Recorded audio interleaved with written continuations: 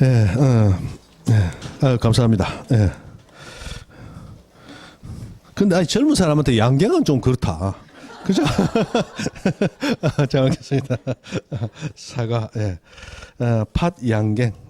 팥은 양 선생 먹는 거다. 그죠? 양갱. 그죠?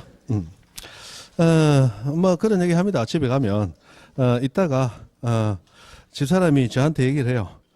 여태 이렇게 고생하면서 같이 살아줬는데 뭐 보석 내가 좋아하니까 좀 사게 한 1,000만 원만 더. 그러면 아이고 주지. 자 일단 10,000원 챙겨주고 그리고 1,000원 여기 있다. 1,000,000원. 그러면 양심이 있으라 그러거든요. 그때마다 내가 얘기합니다.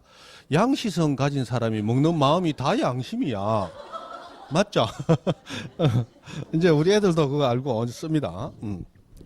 참. 됐습니다.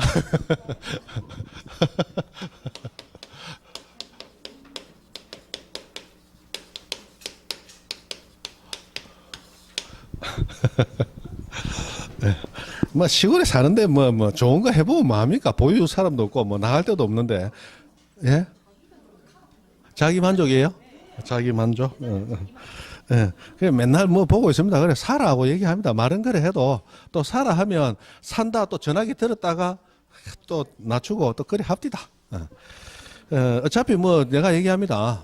여자가 남자보다 오래 사는 세상 아이가 어차피 내가 다 낳아놓고 가면 다 니거 되는데 뭐 걱정이고.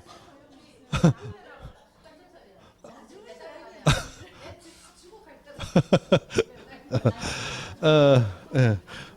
그리고 지금 우리 집에 뭐 통장, 뭐 지명이 4명이 안 가리고 필요하면 다 그냥 쓰기 때문에 말만 그런 거지. 그죠? 말만 그런 거지. 예.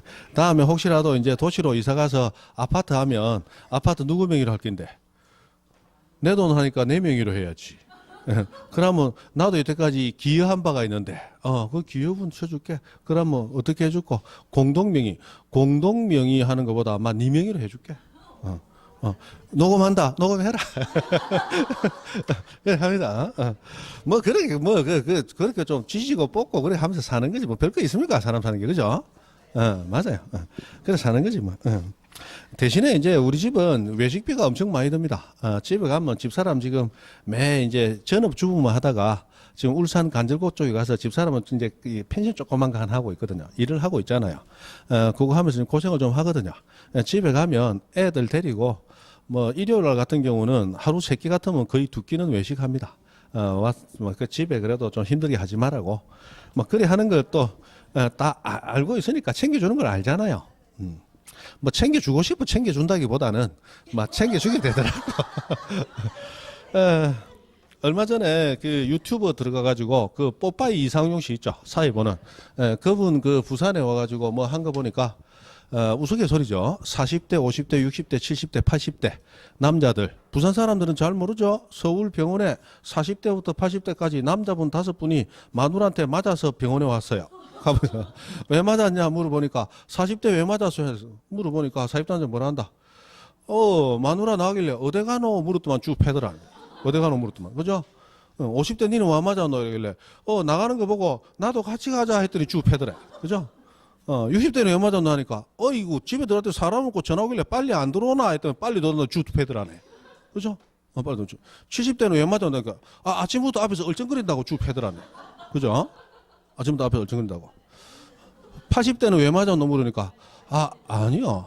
아침에 눈 떴다고 쭉 패더라네. 다 듣고 있는데 90대 할아버지가 또 이제 입원하러 뛰어왔어요. 90대 할아버지는 왜 맞으셨는데라니까 자는데 뛰더라 주드 패더라 하면서 왜 두드리 패냐 물으니까 그 할머니가 뭐라 하시는 게 아니고 네 친구는 와 산에서 자는데 네 혼자 방에서 자노 이러면서 막 두드리 패더라. 넘어갑니다. 참 너무 얘기가 안 해요. 그죠? 너무 얘기 안 해요. 요즘 보면 남자들 여자들 그 남자한테 협박하는 게 뭡니까? 조금 더 있어봐라. 이제 아침밥이나 얻어먹는 거 봐라. 이래 하니까 요즘 남자들 뭐 한다? 요리하는 남자. 왜 요리할까요? 내가 안 얻어먹겠다. 내가 해물란다. 그죠? 내가 보는데 그런 것 같아요. 저는 아직 요리 안 배우고 있습니다. 자, 직권 보존등기, 직권 보존등기. 이거 참 답답합니다. 집에 딸내미라도 하나 있으면 그나마 다행인데 아들만 둘이 있어갖고 아들 둘이 얼굴 볼 때마다 더 답답해요. 야, 아들 웃잖아, 그죠? 자, 직권 보존등기, 직권 보존등기, 직권 보존등기. 자, 직권은 신청받아서 신청 없이 알아서. 신청 없이 알아서. 그게 직권이다. 그죠? 직권 보존등기. 그럼 직권으로 보존등기 이루어지는 사유는 크게 두 가지가 있는데 일단 대상 부동산은 당연히 미등기 부동산이어야 됩니다. 미등기 부동산. 자, 이 미등기 부동산에 대해서 첫 번째. 자, 우리 주택이나 상가 건물 같은 경우에 임차권 등기 명령이라는 거. 여러분 임대차 보호 배우셨어요? 그 임차권 등기 명령에 의한 임차권 등기의 촉탁이 있더라.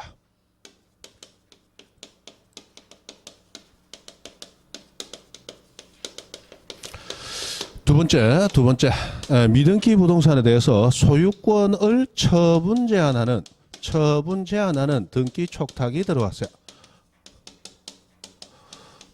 자, 여기서 처분 제한이라는 용어가 나왔습니다.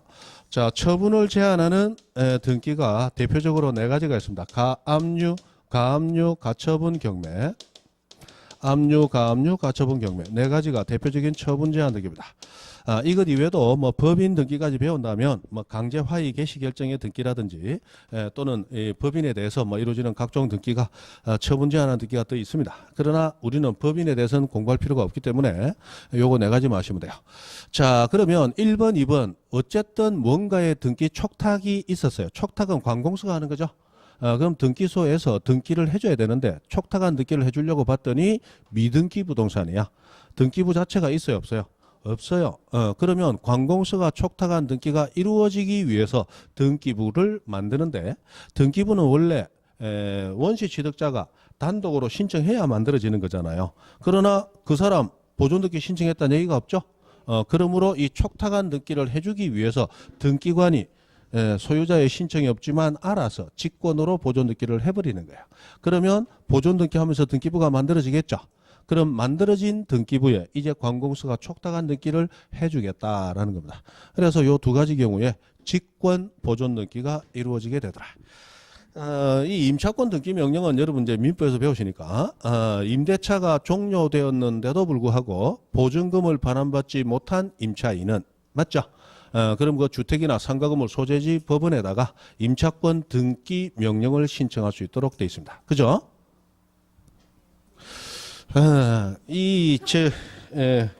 요즘 그 임차권, 주택 임차권이나 상가 건물 임차권은 등기 안 해도 그 건물의 인도와 전입 신고 또는 사업자 등록을 하게 되면 그러면 그 다음 날부터 대항력까지죠.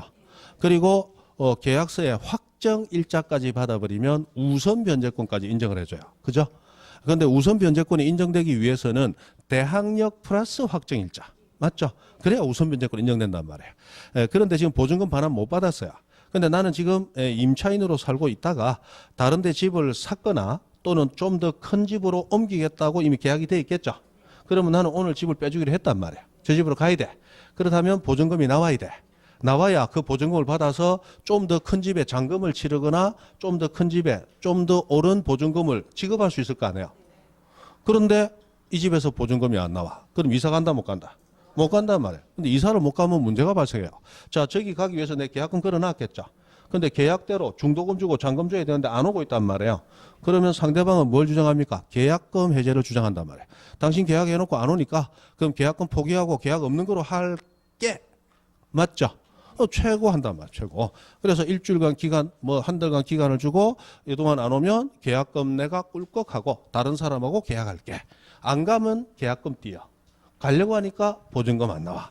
지금 오도 가도 못하는 상태 됐단 말이에요. 근데 누군가가 나를 도와줘서 돈을 빌려준다더라 또는 집에 있던 배우자가 쌈짓돈 감춰놨던 거 갑자기 한 5억을 내놓으면서 여기 돈 있다 이러고 탁 주더란 말이에요.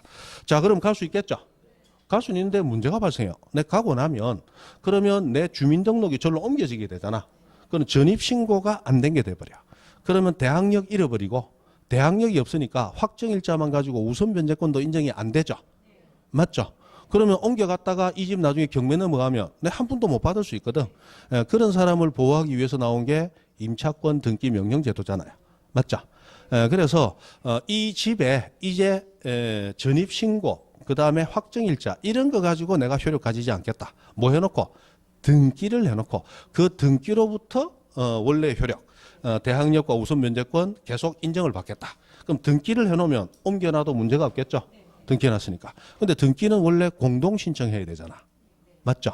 공동 신청하려고 하니까 기존의 임대인이 협력을 해준다 안 해준다? 안 해준단 말이에요. 안 해주니까 임대인의 협력과 상관없이 임차인이 단독으로, 다만 그 임차인은 임대차가 종료된 후에도 보증금 반환을 못 받은 임차인이어야 돼. 맞죠? 그런 임차인이 관할 법원에 쫓아가서 혼자서 신청을 하는 거예요. 임차권 등기 명령. 그러면 그 법원이 등기소에 임차권 등기를 해주라고 촉탁을 하게 되고, 그리고 그 임차권 등기는 이제 임대인의 협력과 상관없이 등기부의 임차권 등기가 돼버리면 이제 이사가도 나중에 집이 경매 넘어가도 문제 없죠. 그래 나온 게 임차권 등기 명령제도란 말이에요.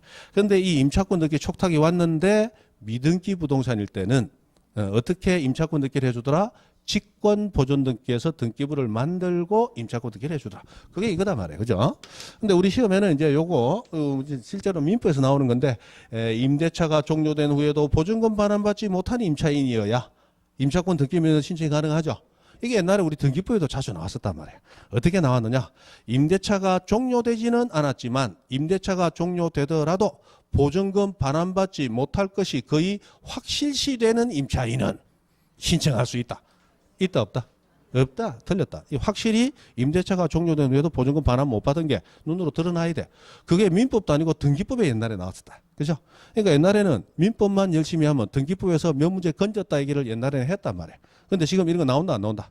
지금 그런 거 안 나와. 안 나와. 지금 거의 등기법화된 절차적인 문제만 나옵니다.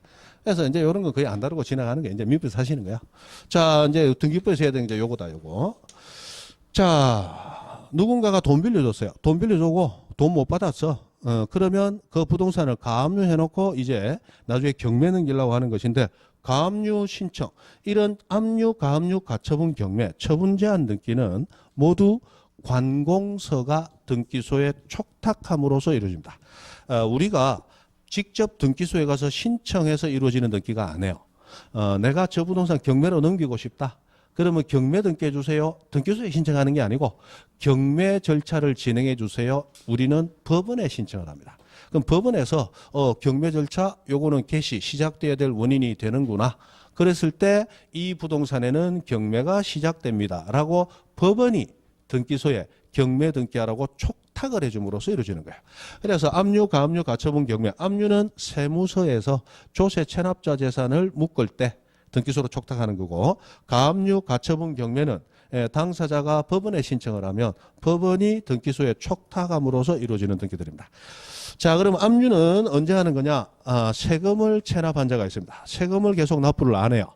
그러면 세무서에서 그 사람 부동산이라도 공매, 경매 비슷한 게 공매 있죠?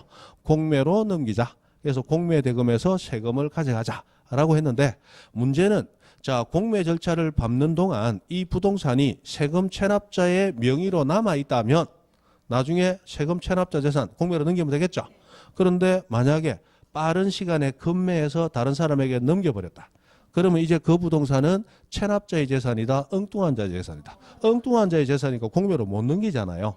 그러니까 넘기지 못하도록 처분을 막아두는 게 압류단 말이에요. 압류. 맞죠? 부동산은 항상 부동산이니까 그 자리에 있어요. 확보하기가 굉장히 용이하단 말이에요. 그러나 부동산을 처분하고 현금화를 해버리면 현금은 가장 대표적인 유동자산이단 말이에요. 맞죠?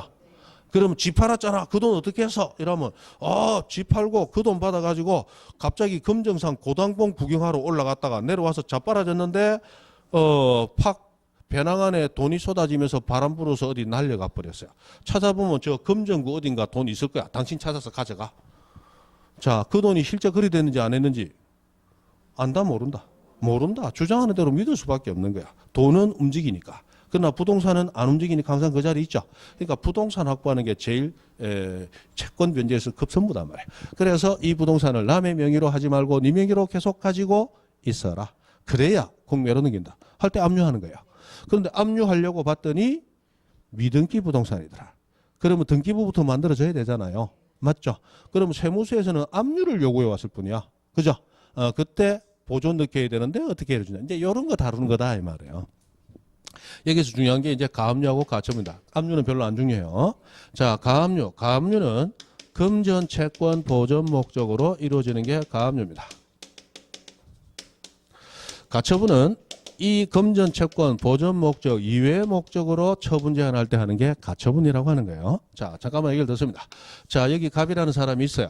자, 을이라는 사람이 갑한테 1억을 빌려줬습니다. 그런데 사람을 믿고 각서만 하나 딸랑 받았어요. 자, 우리가 보통 돈을 많이 빌려줄 때는 부동산을 담보로 제공하라 해서 저당권 또는 전세권 등 뭔가를 설정을 하겠죠. 돈 못 받으면 저당권, 전세권, 그 다음 여러분 가담법 배웠어요? 가등기 담보 등에 관한 법률. 그 담보 가등기권자도 저당권자처럼 우선 변제권, 경매 신청권을 가지거든요. 그럼 돈 안 갚으면 담보로 잡은 그 부동산을 경매 신청해서 경매 절차에서 후순위 권리자보다 우선 변제, 먼저 변제받겠다라는 게 대표적인 게 저당권, 담보 가등기권, 그리고 전세권이단 말이에요. 맞죠? 보통 그런 걸 잡고 빌려준단 말이에요. 그런데 여기 을은 안 잡고 사람 믿고 빌려줬단 말이에요.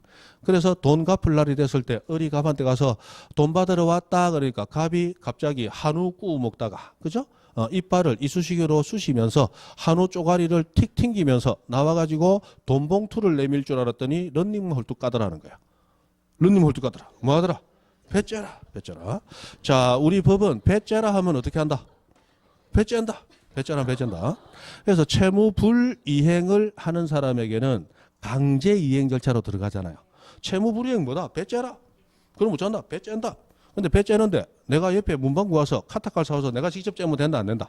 안 된다. 민법은 원칙적으로 자력구제 인정을 안 한단 말이야. 그래서 법원에 가서 판사한테 판사님 그 망치로 좀 두드려 패주이소. 그죠? 그럼 판사는 망치 들고 이 채무자 머리가 아니고 채무자 머리 대신 그 위에 있는 책상 위에 나무 토막을 막 두드려 패잖아. 그죠? 돈 갚아. 그죠? 안 갚으면 패 죽여버리겠어. 뭐 이런 식으로 한단 말이에요. 자, 그게 이 법원의 판결이고 그 판결을 통해서 강제 이행을 촉구를 한단 말이에요. 그러면 을은 법원에 쫓아가서 자, 대여금 빌려준 돈 반환하라 소송을 제기하게 됩니다. 자, 그런데 일반 채권자들은 저당권, 전세권 등이 없는 자들은 경매 신청권이 없죠. 그럼 이런 사람들도 경매 신청을 가능하게 할 수는 있는데 어떻게 해야 되냐? 대표적으로 법원의 확정 판결을 받으면 경매 신청이 가능해요. 그래서 소송 냈단 말이에요. 판결 받으면 부동산 경매로 넘길 수 있겠죠. 문제는 판결 나올 때까지 시간이 많이 걸리잖아. 그러면 그 시간 동안 갑이 부동산을 병에게 넘겨버리고 돈은 잃어버렸다 하면 못 받는 거야. 부동산대로 확보가 안 되고. 그래서 을은 갑이 이 부동산을 다른 사람에게 처분하지 못하도록 제한을 걸 필요가 있다는 거예요. 이 처분 제한이에요. 처분. 계속 갑 명의로 유지시켜야 되겠다는 거예요. 자, 이때 을은 갑에게 돈 돌려주세요라고 요구하고 있죠. 이렇게 금전 채권, 돈과 관련된 채권을 보존할 목적으로 할 때는 가압류라는 거라는 거예요. 그래서 법원에 가압류를 같이 신청을 하게 되면 그러면 소송 결과가 나기 전에 법원이 등기소에 이거 가압류 사유가 되니까 등기관아 가압류 등기를 해줘라 라고 뭐 한다? 촉탁을 해줘요. 촉탁. 그럼 촉탁을 받아서 등기관은 가압류 등기를 해야 되는데 미등기 부동산이더라. 등기부 있다 없다? 없더라. 그때는 등기부부터 만들어야 되는데 보존 등기해야 만들어지죠. 자, 갑은 신청한다 안 한다? 안 한단 말이에요. 그래서 어떻게 하더라? 직권 보존 등기에서 등기부를 만들어 버리는 거야. 등기부 만들었으니까 이제 가압류 등기 할 수 있겠죠. 그래서 1번 소유권 보존 갑. 요 등기가 직권으로 등기가 되면서 등기부 만들어지는 거야. 그리고 2번 가압류 하고 이제 들어온단 말이에요.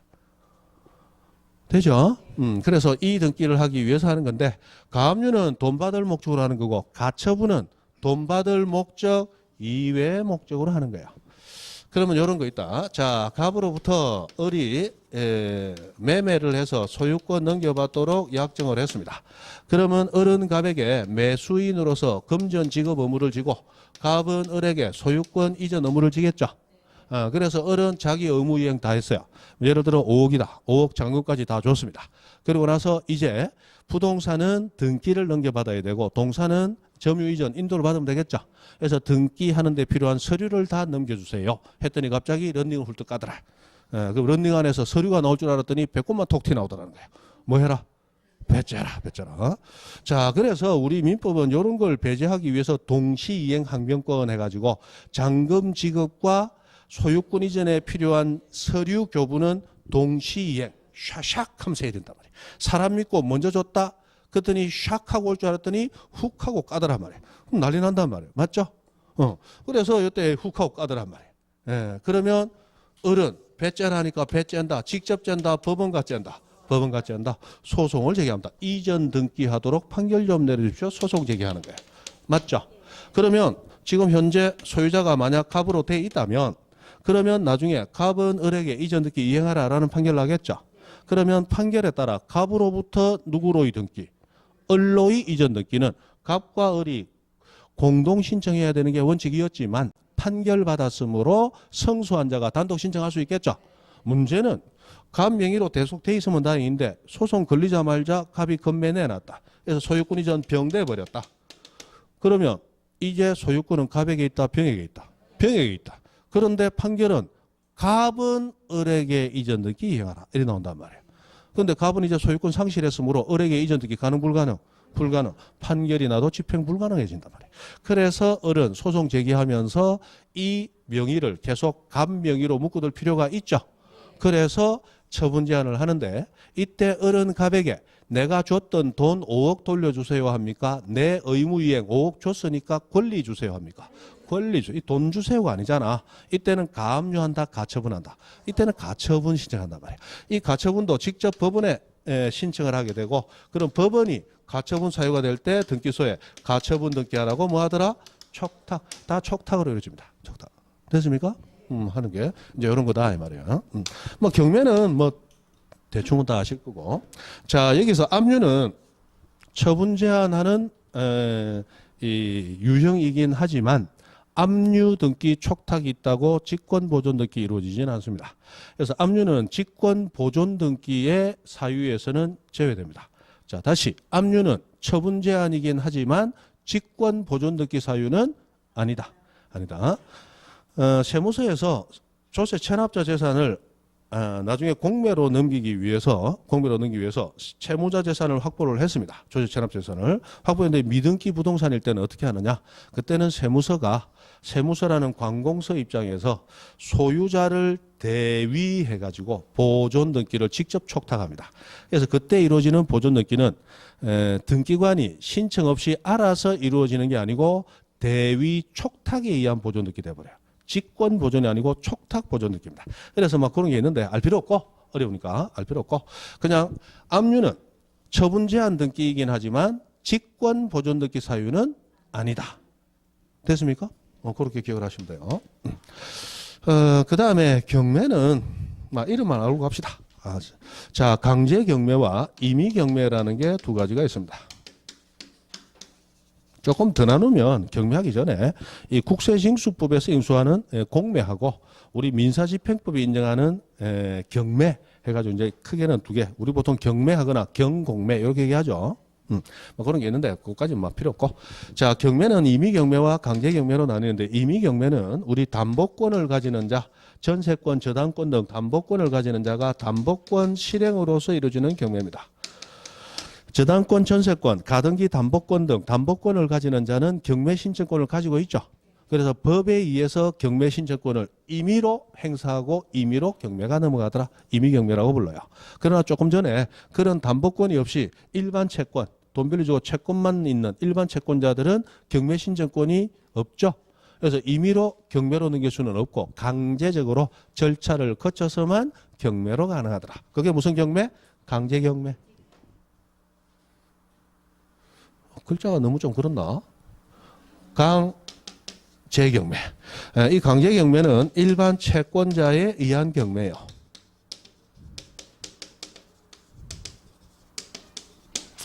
해서 경매는 이렇게 두 가지로 나뉘는데 여기에서도 직권 보존 등기가 이루어지는 경매는 강제경매고 임의경매는 빠집니다. 자, 임의경매는 누가 신청하는 경매요? 저당권자, 전세권자 등이 신청하는 경매입니다. 그럼 저당권이나 전세권은 법률 규정에 의해서 권리가 생겨요? 당사자 합의에 의해서, 법률 행위로 인해 생겨요? 합의에 의해서. 그러면 186조 법률 행위로 인한 부동산 권리 변동, 저당권이나 전세권 등은 뭐에 효력이 있다? 등기해야 효력이 생깁니다. 그러면 임의경매가 개시됐다는 얘기는 이미 등기되어 있는 저당권이나 전세권이 있다는 얘기고, 그건 아예 미등기 부동산이 아니죠. 이건 이미 등기되어 있는 부동산을 전제로 해서 이루어지는 경매예요. 그래서 미등기 부동산에 이루어질 수 있는 경매는 강제경매밖에 없다는 거예요. 그래서 막 이렇게 됩니다. 조금 들어가면 이제 이렇게 나눠지는데, 이렇게 해서 이제 직권 보존 등기라는 거 됐죠? 그 정도 합니다. 가처분은 뒤에 들어가면 가처분은 조금 더 깊이 공부를 하게 되는데, 우리 요번 과정 말고 다음 과정, 두 번째 과정에서 가처분을 좀 다뤄보려고 합니다. 처음부터 하면 다음에 등기법 내가 오나 봐라 이러면 안 오게 될 가능성이 있어. 자, 그래서 일단 넘어가시고 281페이지 이제 보존 등기 끝나고 이전 등기로 갑니다. 이전 등기. 자, 소유권 이전해서 쭉 나오는데 거기 281페이지 저 밑에 양가로 2번을 보시면 소유권 이전 등기는 독립한 순위번호를 붙이는 주등기, 독립등기로 한다. 소유권 이외의 이전 등기는 부기등기로 한다. 뭐 이런 말 나왔죠. 요거는 우리 다음 과정에서 한번 다루게 될 겁니다. 주등기, 부기등기 하는 거. 그 다음에 양가로서 한번 소유권 이전 등기는 당연히 어디에? 갑구에 주등기로 하는데 소유권 이전 등기 한 후에도 앞 소유자는 안 지우고 놔둡니다. 전세권 이전 등기 같은 거, 저당권 이전 등기 같은 거 하면 앞에 권리자는 지워버려요. 새 권리자만 놔둡니다. 그러나 소유권 이전은 앞 소유자 안 지웁니다. 소유권은 모든 권리의 기초가 되고 등기부를 만든 기초가 되는 권리가 소유권이죠. 소유권은 지우지 않고 기본적으로 놔두고 계속적으로 볼 수 있도록 해줍니다. 그리고 제일 밑에 양가로 4번. 아까 우리 했습니다. 자, 부동산 일부에 대해서 가능한 거 지상지역 전세 임차권 뿐이다. 그러므로 부동산 일부에 대한 소유권 이전은 불가능. 그러나 부동산 일부에 안 되는 것은 권리 일부, 지분을 목적으로는 된다고 그랬죠. 그래서 소유권의 일부, 지분 이전 등기는 얼마든지 할 수 있다. 아까 우리 배웠던 거예요, 그죠? 됐습니다. 자, 넘어가서 282페이지 가보시면 2번 소유권의 일부 이전하고 나왔는데 요건 뒤에 들어가면 공동 소유해서 별도로 좀 다루게 되죠. 어디 갔노? 그래서 그때 가서 보시면 되고, 그 다음 282페이지 저 밑에 3번 계약을 원인으로 하는 소유권 이전 등기 하고 나왔습니다. 자, 계약 대표적으로 소유권 이전의 원인이 되는 계약은 세 가지가 있어. 매매, 교환, 정여. 여러분 나중에 이 실무에 가시면 자격증 따고 실무에 가시면 가장 많이 중개하는 게 매매 원인 이전 맞죠? 매도 매수 계약을 중개하는 게 가장 대표적일 거예요. 그러므로 우리 시험에도 이 매매 원인으로 이루어지는 이전 등기에 대해서 가장 많이 나올 것 같은데 안 냅니다. 이런 건 안 나와. 우리가 스스로 중요하겠구나, 실무에서 이거 막 쓰이니까 막 나오겠지, 그런 거 안 내. 안 내고, 야, 이런 건 처음 들어보니까 뭐 이런 건 안 나오겠지, 그런 거 막 내. 무슨 얘기 아시죠? 우리나라 시험은 실무에 도움을 주는 시험이다. 실무하고는 전혀 관계없이 이루어지는 시험이다. 실무와는 전혀 관계없어. 우리는 정을 따고 실무는 별도로 배워야 되는, 그죠? 이론과 실무를 분리해서 해야 되는 그런 나라예요. 그래서 계약을 원인으로 하는 열심히 해놓고 나면 안 나와. 안 나오고 뒤에 가서 아이고 이런 거는 뭐 평생 한 번도 못 볼 건데 안 나오겠지, 막 나와. 그래서 그런 건 이제 봐야 됩니다. 그래서 이건 넘어가는 거예요. 286페이지 갑니다. 자, 4번 상속으로 인한 소유권에 대한 개의하는 게 나왔습니다.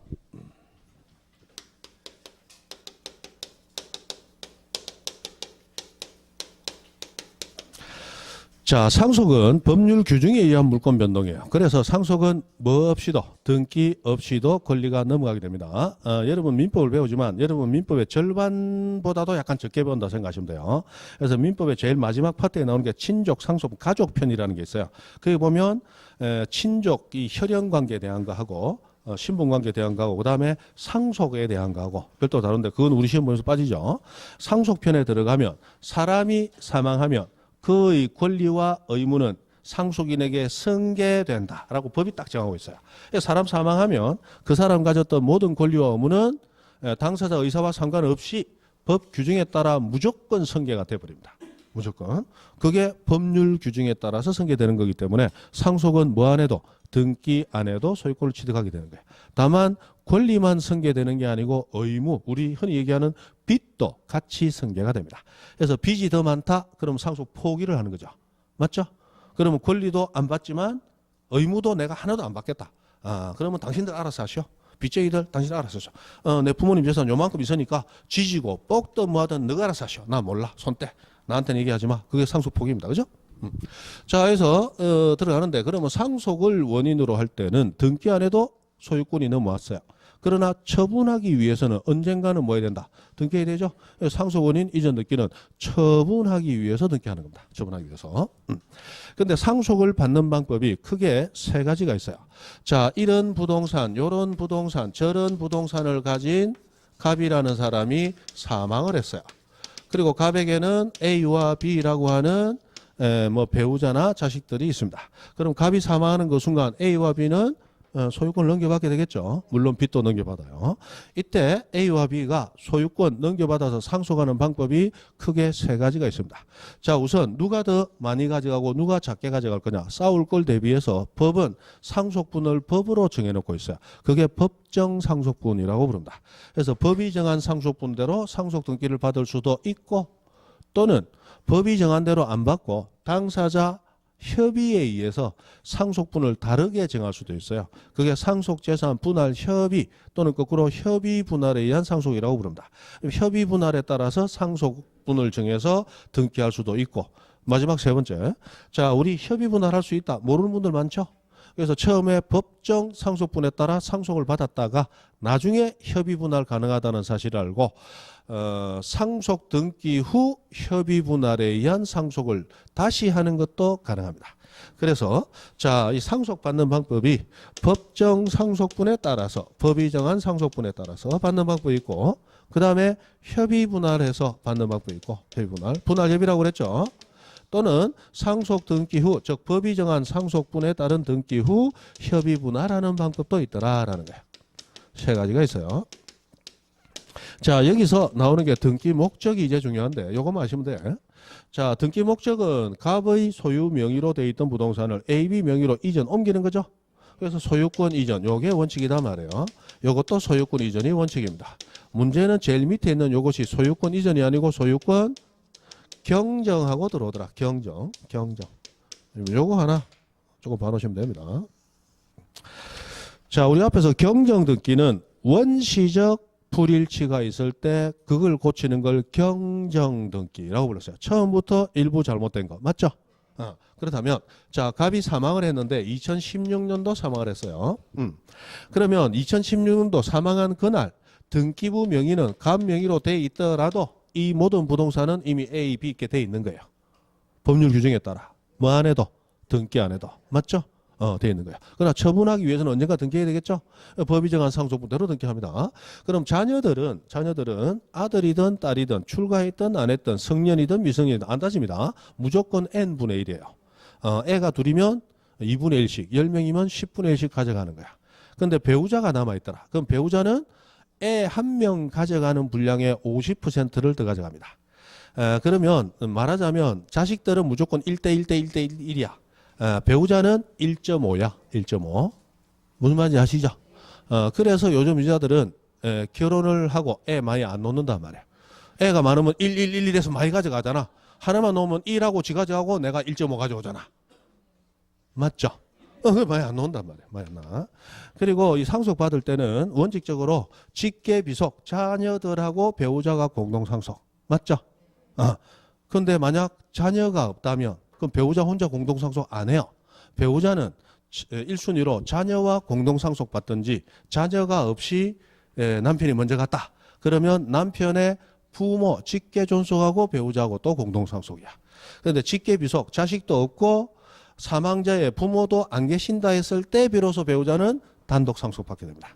그래서 요즘 이자들 결혼할 때 보면 시부모 안 모시고 살란다. 안 모시는 게 아니고 없는 집을 선호한단 말이에요. 혹시나 니캉 내캉 둘이 살다가 니 먼저 가면 니 부모가 없어야 된단 말이에요. 맞죠? 그리고 요즘 이자들 또 뭐 한다? 일단 살아보고 애 놓겠다. 맞죠? 살아보고. 그래서 한 5년 살아보고 먼저 가면 혼자 다 먹고. 그럼. 자, 막 됐어요. 자, 해서 막 이렇게 되는 건데, 자, 여기서 2016년도 사망했어요. 그런데 법정 상속분에 따라서 등기를 2017년도 했어요. 그런데 상속 등기 해놓고도 협의분을 할 수 있다고 그랬죠? 요걸 2019년도 했어요. 그러면 처음에는 1대1로 받았을 거 아니에요. 법정 상속분, 자식들 뿐이라면. 그런데 동생이 협의 분할 가능하다는 걸 알았습니다. 그래서 후회를 했어요. 이 협의로 인해서 협의해서 액수를 따로 정하는 줄 알았다면 내가 이렇게 반을 안 가져오고 오빠한테 90%를 드렸을 낀데. 맞죠? 제가 항상 하는 얘기지만 저한테 여동생이 있어서 이런 얘기를 한다는 거는 안 해요. 있기는 있는데 제가 오빠라서 이런 얘기 하는 건 아니고 그래 하는 게 맞다. 맞죠? 오빠한테 90% 드릴 낀데 이 후회를 했단 말이에요. 그리고 협의 분할하자고 오빠를 찾아왔습니다. 그럼 동생이 이렇게 늦게라도 진심을 내보이는데 그거 거절할 수 있는 오빠 없단 말이에요. 맞죠? 그래서 아이고 그렇다면 그렇게 하지 뭐. 이라고 이제 받아서 이제 1대1이 아니고 9대1로 이렇게 협의 분할을 해서 등기할 수가 있는데 문제는 이 협의 분할의 법적 효력은 언제부터 발생하느냐? 이것도 우리 민법이 정하고 있어요. 상속재산 분할 협의의 효력은 피상속인 사망 시로 소급한다. 이렇게 돼 있어요. 그렇다면 자 2017년도에 1대1로 등기를 했지만 이 1대1로 가지는 것은 상속의 효력은 피상속인 사망 시부터 발생하는 거잖아요. 그럼 언제부터 1대1로 가지는 거야? 2016년 사망한 그때부터 1대1로 가지는 거죠. 그러다가 2019년 와가지고 9대1로 경정했죠. 경정을 했는데 이 9대1로 해서 소유권을 취득하는 시기도 언제로 소급한다? 피상속인 사망시로 소급을 하게 돼요. 2016년도 사망한 그날. 됩니까? 그래서 자, 이 2017년도 1대1을 2019년도 9대1로 고치는데 이게 변경이 아니고 지분 이전도 아니고 경정으로 하는 이유는 요때 한 1대1의 효력 언제부터 발생? 2016년. 요때 한 9대1의 효력 언제부터 발생? 2016년. 그래서 우리 법은 어떻게 생각하느냐? 처음부터 9대1로 할 것을 처음부터 1대1로 잘못해 놓은 걸 고친다. 이렇게 본다는 거야. 그래서 원시적 불일치를 고칠 때는 이름을 뭐로 해서 고친다? 경정. 그래서 소유권 무슨 등기한다? 경정이라는 이름으로 등기한다는 거예요. 소유권 경정.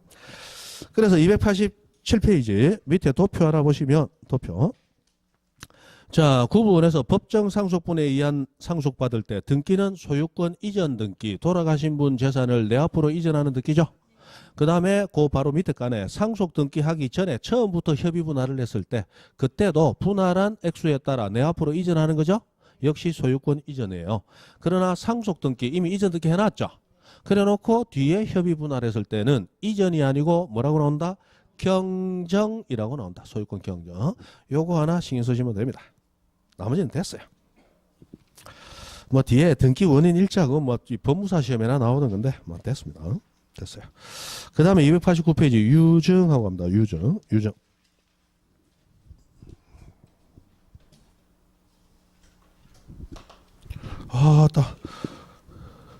갈 길은 멀고 길은 휘어져 있고 자, 안 쉬고 가면 된다. 그죠? 자, 유증. 자, 유증은 유언으로 정의하는 걸 유증이라고 합니다. 유증은 뭐 하는 거다? 유언으로 정의하는 거다. 됐죠? 10분 쉬었다 합니다. 쉬었다 해야 된다. 아마 봐도 10분 쉬었다 해야 될 것 같다. 그죠? 이 조금 시간이 걸립니다.